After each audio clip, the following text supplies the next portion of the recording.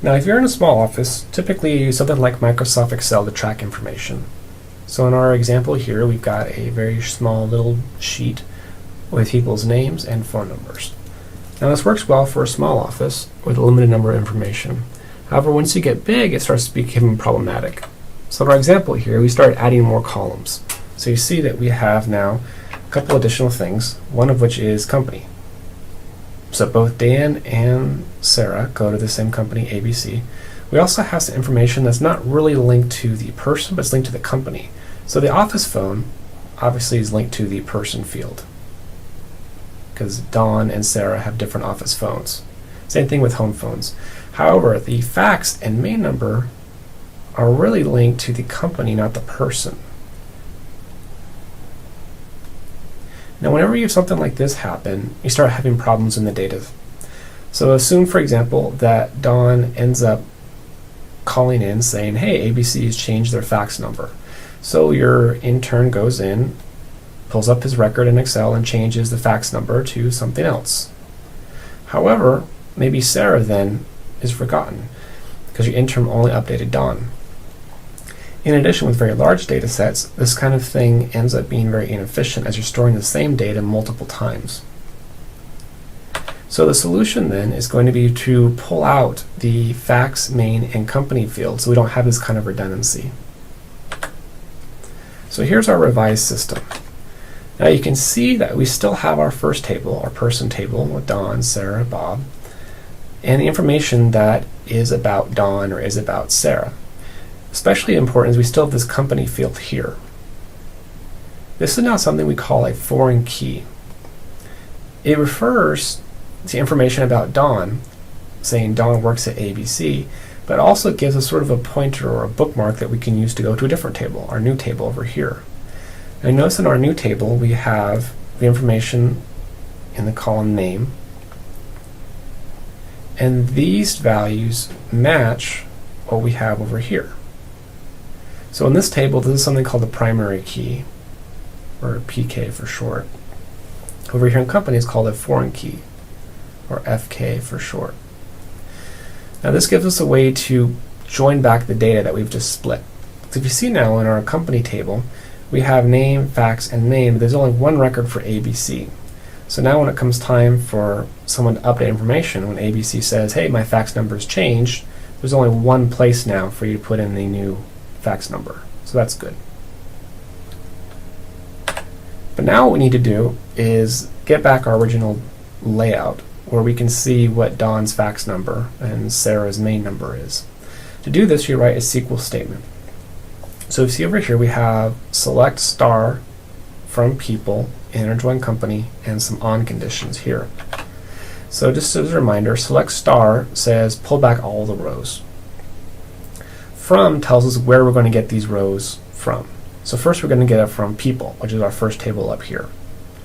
Then we want to do an inner join on company. So take this people and join it with the company. However, there's a problem that the computers are very, very literal minded and they don't really know how we want those to join. So we use this on clause over here to say where people should be joined on company. So you see then we have people, and we tell it this little dot here, dot company tells us the field. So people table, company field, should equal the company table and the name field. In other words, all it's really doing is saying take this and match it with this.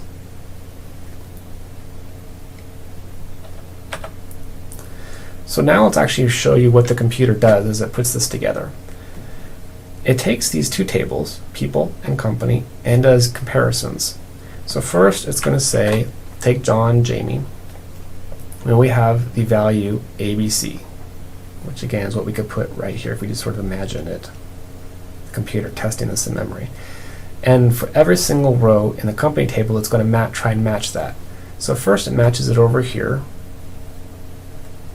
with ZYX. So does ABC equal ZYX? You know, our condition right here, ABC equal ZYX. Well, obviously the answer is no, it does not.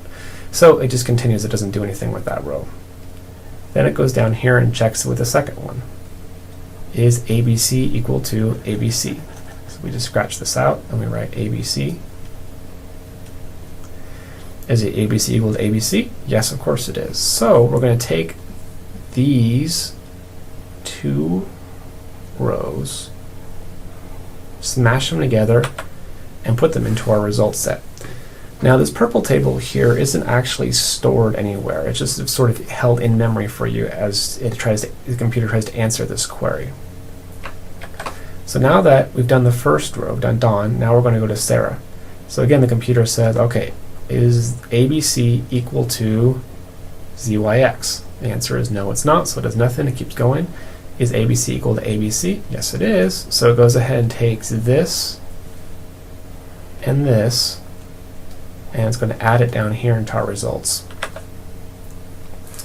Lastly, we're going to go to Bob, and we're going to ask Bob, is this equal to ABC? Well, no, it's not, so ignore it. Is this equal to ZYX? Yes, it is. So we're going to take those two rows, we're going to join them together and add them to our results. And now we have the answer to this. Now this is a very simple example where every single person in our set has exactly one company that they match with. However, in real life it gets more complicated than that, and this is really where relational database systems, which is the model we're looking at here, come into their own. So I tweaked the data a little bit. Now ABC has got two fax numbers, which again is not uncommon for a large organization. We've also changed Sarah from ABC to CBS, who does not have a fax. So again, we have the same SQL condition over here, where people company equals company name. So we're going to compare this column with this column. So we start with this. Is ABC equal to ABC? Yep, we already know that. So we're going to go ahead and we're going to add the result of this and this to our table. But we're not done yet. We're going to keep on comparing. So now, is this ABC equal to this ABC? Well, yes, it is. So what we're going to do, we're going to take this and add that to our results. So now we see that we've got something kind of interesting. Even though Don Jamie is only one row over here, he's showing up twice in our results sets, one with each fax number. So now we go to Sarah Smith from CBS. The computer compares her. Is CBS equal to ABC? No, it's not, so keep going. Is it equal to ABC? No. Is it equal to ZYX? No. And so Sarah Smith is not included at all in our results set because she doesn't match any of these fax numbers. Now this is because we did what's called an inner join, saying that everything has to have a match. You can also do something called an outer join, where say that you should include Sarah even though she doesn't have a fax number. That's something that you can look up on your own later. So now we go to our last person. We have Bob over here. And so it says, is Bob equal to ABC? No. Is he equal to ABC? No. Is he equal to ZYX? Well, yes. So go ahead and add him to our results set as well.